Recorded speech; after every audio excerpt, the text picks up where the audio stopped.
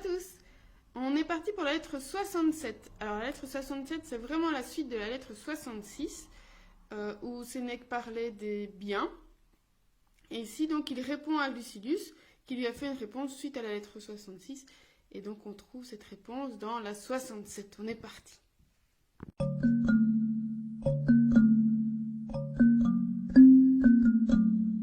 Au début de la lettre, Sénèque parle un peu de banalité en disant qu'il fait froid, c'est le printemps, c'est pas encore l'été.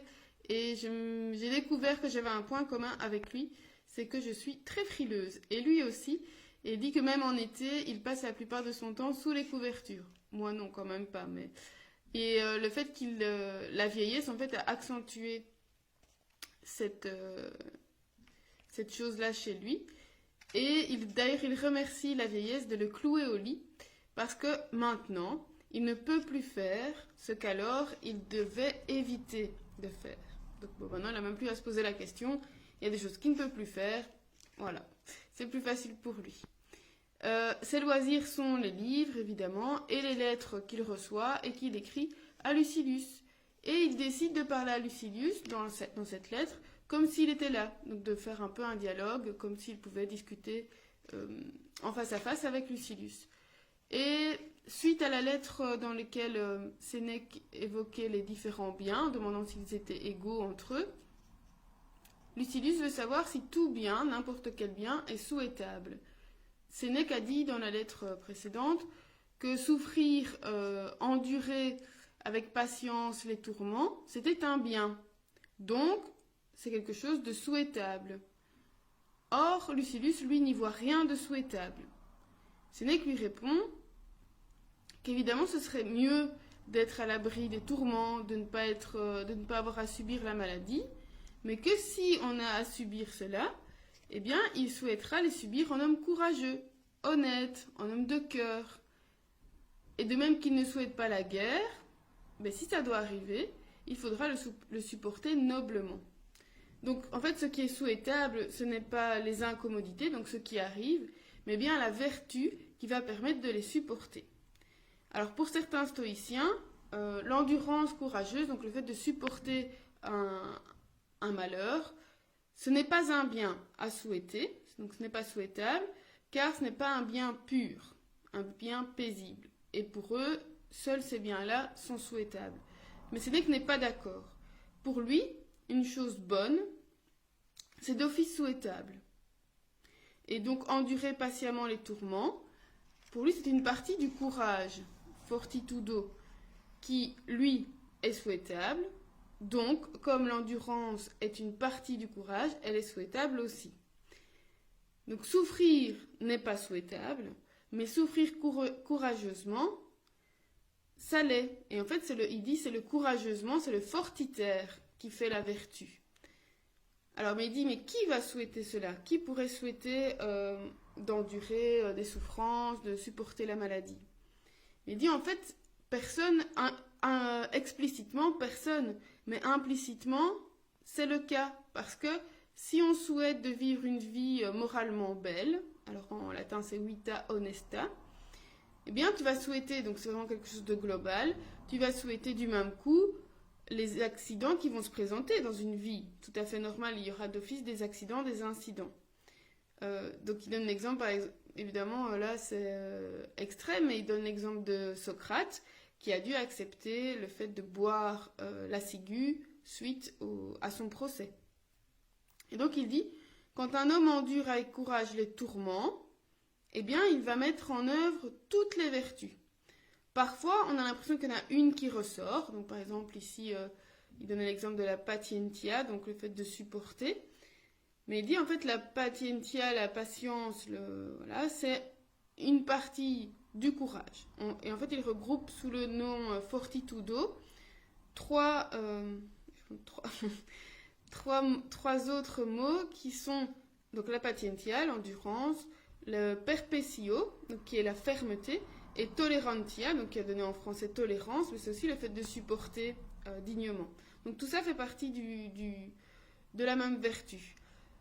Il dit aussi on va retrouver la prudence, prudentia, parce que la prudence c'est celle qui va nous conseiller au moment de l'incident, celle qui va nous conseiller de supporter l'inévitable et donc de mettre en œuvre l'autre vertu.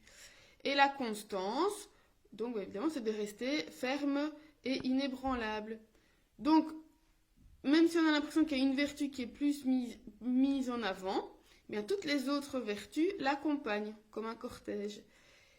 Et ce que toutes, donc ça veut dire qu'elles sont toutes en action, et ce que toutes les vertus approuvent, c'est une chose, je reprends, ce que toutes les vertus approuvent est une chose souhaitable, optabilis, voilà.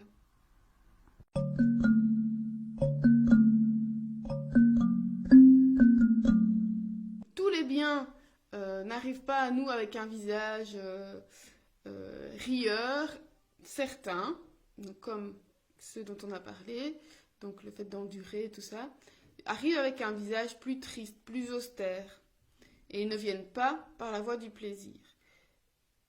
C'est comme ça, il faut l'accepter. Et il cite Démétrius, qui lui compare une vie sans incident à une mer morte.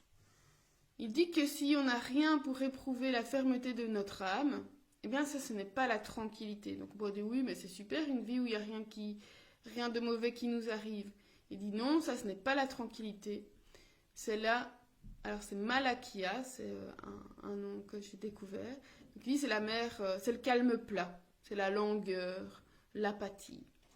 Donc c'est vraiment pas à souhaiter. Et Sénèque recite l'exemple de Mucius Scaevola, celui qui a mis sa main dans le feu. Et il dit la flamme me dévore, bon ça c'est l'incident, mais sans me vaincre, ça c'est la vertu. Donc l'état souhaitable, c'est pas celui de brûler, mais bien celui de ne pas être vaincu.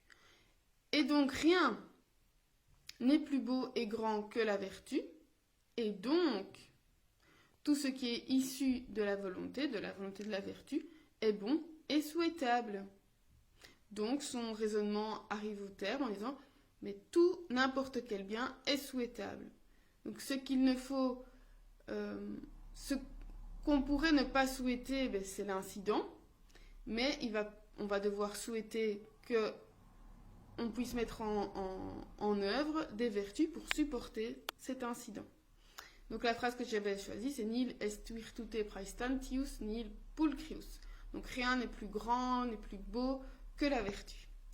Donc, il faut accepter les incidents de la vie comme en faisant partie. Donc voilà, on se dit c'est pas possible de passer toute une vie honnête en n'ayant aucun accident de parcours. Voilà, on a des obstacles qui vont venir se mettre devant nous. Et quand ils se présentent, mettre en œuvre les vertus qu'on aura, on l'espère, exercer au préalable. Donc l'intérêt aussi de faire des exercices pour exercer nos vertus, les renforcer. Est-ce qu'il faut, comme Démétrius, souhaiter d'avoir des épreuves? Est-ce qu'une vie trop facile, c'est pas intéressant? Est-ce qu'on peut souhaiter avoir des obstacles, alors peut-être petits au départ, pour voir si on est capable d'affronter ça de façon avec patience, avec courage, avec justice, et peut-être l'occasion de se rendre compte de notre marge de progression. Ah là, j'ai quand même des efforts à faire, là je pourrais m'améliorer. On peut toujours s'améliorer, bien sûr. Est-ce que c'est souhaitable? Chacun en décidera. On dit que voilà, c'est le prendre. En tout cas, ce n'est pas possible que ça n'arrive jamais. Donc, est-ce qu'on le souhaite? On dit, oh, aujourd'hui je m'embête, j'aimerais bien qu'un gros truc me tombe sur la tête pour pouvoir exercer mes vertus. Voilà, ça je ne suis pas sûre. Je reviens sur l'exercice du soir, parce qu'en fait on parlait sur Stoa Gallica des exercices à faire le matin et le soir. Donc le matin, prévoir sa journée en disant mais qu'est-ce qui peut m'arriver? Ça, on en a déjà parlé aussi. Et le soir, faire un peu un état des lieux, un examen de conscience en disant est-ce que, justement, par rapport aux vertus, est-ce que je les ai exercées? Dans quoi est-ce que je peux progresser? Qu'est-ce que je peux faire mieux demain? Donc ça peut être intéressant, justement en se disant, voilà, j'ai eu à affronter tel ou tel obstacle aujourd'hui, comment est-ce que je m'en suis sortie, comment est-ce que je pourrais faire mieux la prochaine fois? Et qu'est-ce que je dois faire? Qu'est-ce que je peux mettre en place pour que ça se passe mieux?